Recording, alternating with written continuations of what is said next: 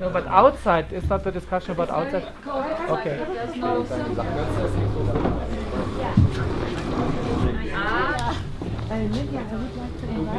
One thing that we have experienced is that the question of democracy and what is a democracy nowadays has kind of moved quite a lot of people. Like the idea of what would be a democratic inclusion or so.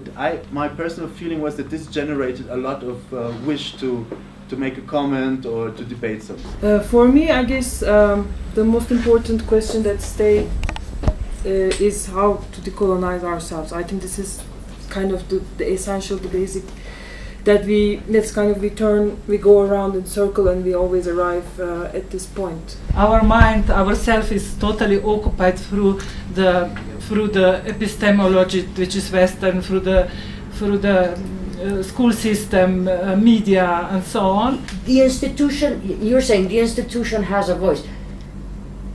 The institution is not a monolithic thing either, and it responds depending to different things. Yourself said that you sometimes were in meetings with patrons where you hated yourself. All the time. I know about it. But where you sometimes hated yourself, found yourself saying things that you would never say. And I think that there are permanent pressures on different actors within museums. And museums are also places where there are battles. They're not monolithic. There are battles within museums. There are discussions within museums. I don't want to be too negative, and I think that it's important that people to recognize that people in institutions which are not progressive can do things that are interesting. But these people in some institutions hardly ever can actually affect the general working principles of institutions. Exactly. I think it's important to know this because we shouldn't be also naive about these people like Stuart. He's a friend, he's great. But hardly Stuart is going to be able to change the operational modes of MoMA at large. But if MoMA decides not to accept private funding, not Stuart, then there will be a change. Even in institutions like MoMA, where there are thinkers inside, or every institution that we know in Maspio that they are doing, there are radical situations that they can be made. For example, if an institution like Documenta and the artistic director decides not to take private funding, that creates a very big problem within the institution, because so many things that you imagine cannot be done because you don't have the money to do it. So no mujeres creando, not so many. But on the other hand, it's a very radical stance. Also for the funding body, it's difficult because maybe you don't have that much money. But then even the artists understand what it means if such a decision finally will go forward, and it's a big decision. The institution forget the individual. We have to agree. I agree. I think that we have to recognize the ability of individuals to make a difference everywhere. In institutions which are progressive or not progressive. I think that has to be acknowledged and supported. But we shouldn't believe that this is going to immediately or delayed change the institution. Because maybe the institution is the ways of the institution are too strong for an individual to actually change it. Probably, for us, from minor spaces, it's probably easier, and we are doing it. But for MoMA, which is like having the ambition to represent geographical diversity without showing its own geographical point, its own context. Right. This is the issue, and I think when Humboldt or MoMA or any other hegemonic institution would make this step, this would be really a revolution, and I really don't believe that they are able to do it. But MoMA has a way of thinking which is independent from what critical agents within it think. At the same time, the institution per se has the power, but I wonder how much credibility in every bigger thing, like in CIMAM, when we have CIMAM conference, it's always MoMA who gets or Tate who gets attacked by the people sitting around. So the credibility is, that's the case really, and the credibility is, they have the power, but they always have to negotiate the credibility. They're very aware about all these things. They're not stupid at all, and they know about the contradictions, and you have very interesting curators addressing the right audience with the right shows. At the same time, they're doing the other things, and they are aware about it, and they're able to address it. I would say it's the same with Hermann and his institution. Inside there is a lot awareness about the contradiction. And I work for a very, very small museum, but it's extremely powerful. It's a very powerful museum. And I took the job as the only decision was like, I don't want anybody else doing that. I mean, and I know the contradiction which brings that. I work in a very conservative museum and in a very conservative city. See? And but the museum wants to change. They hired me as a sign of change because I am not from there. I'm the first foreigner, and I am neighbor. I am half Colombian almost, and I am the first foreigner in the museum history in Medellin. So, but the museum wants to change because of this because the atmosphere of the city is changing. So they don't know how to do it themselves, but they know that they must change. And the force of minorities is very strong. So it was easier for me to communicate with those groups. And they allow me, and they don't openly allow me. I do, and sometimes it works, and sometimes they tend to, is the director, of course, who is in a very difficult position, so I also understand her. Now I say almost them because I just got a new director and I still don't know how it's going to be. But it sounds that it's going to be okay. But the former director, she was very scared, and so I took the responsibility.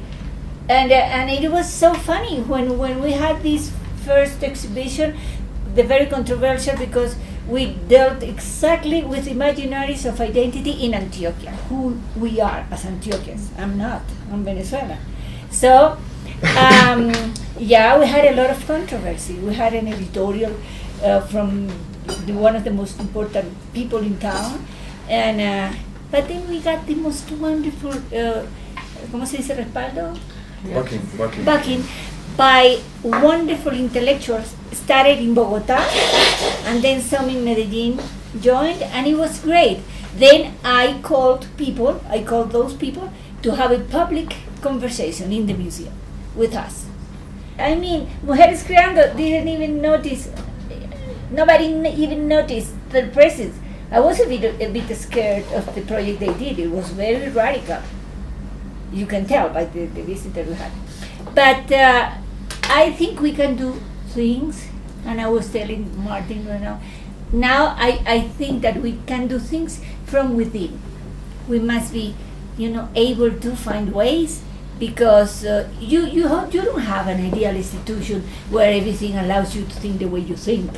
You try to, you show who you are, and if they say no, sometimes then you back up a little, and then you think if you can go on, or if you retire, or whatever. But that's the way it goes. I mean, you don't have the ideal situation. And because you don't have it, you are not going to stop doing what you think you must do. That there are, of course, there are local initiatives, there are local anarchic solidarity groups, but if they don't, in any institution they go, they don't become part of the local content, which shares exactly the same, then you don't create a network. We should discuss the institutional agency, because most of the time, for example, when institutions invite groups like Mujeres Creando, I mean, this is only one example, they don't really relate it with the local context that they are, working in. So it doesn't really become an extension of the situation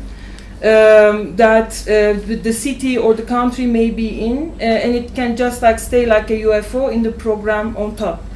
I'm just saying it as a name. I mean, there are many situations like this, and for me, the meaning of the institutional agency at this point is to show also to its local community that the problems that they're having, there is a general scape.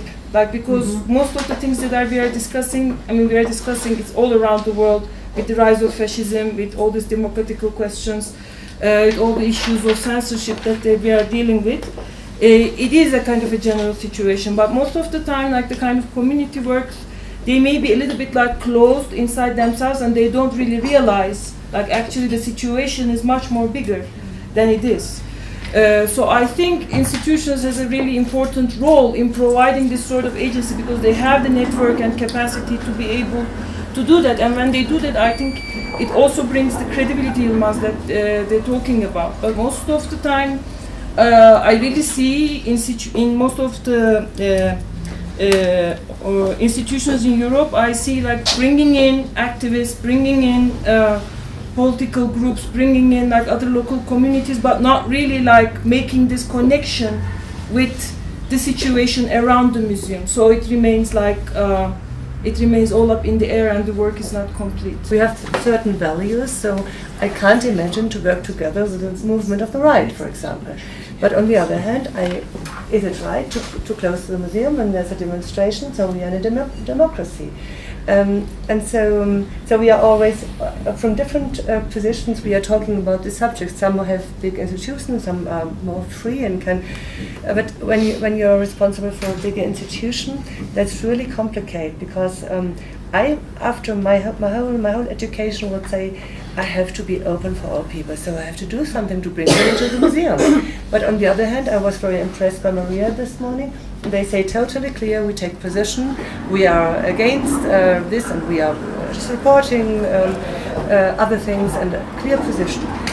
Does an institution, as a whole institution, not only a single person, has to take these clear positions on a grounding of strict ethical values, Christian values, Islamic values, whatever?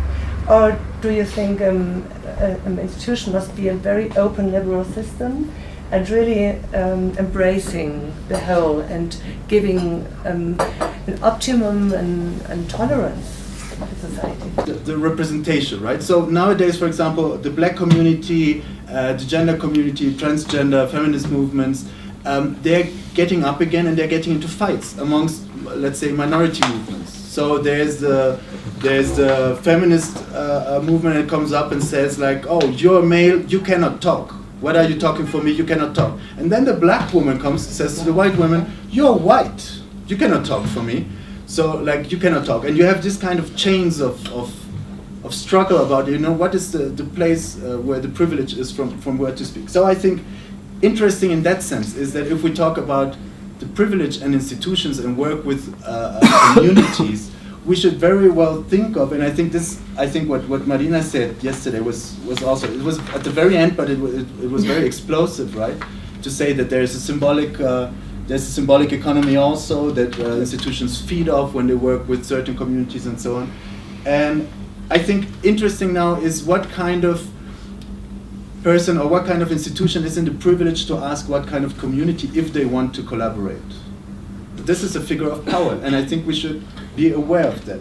There's like, who invites the communities in, and who has the privilege to invite communities in, and who has of the communities the privilege of refusing an invitation, which is also, like from the side of the movement, a very important question. As we've heard now from Mujeres Creando, for example, for Mujeres Creando, even though they're very tough, Pablo and Luisa can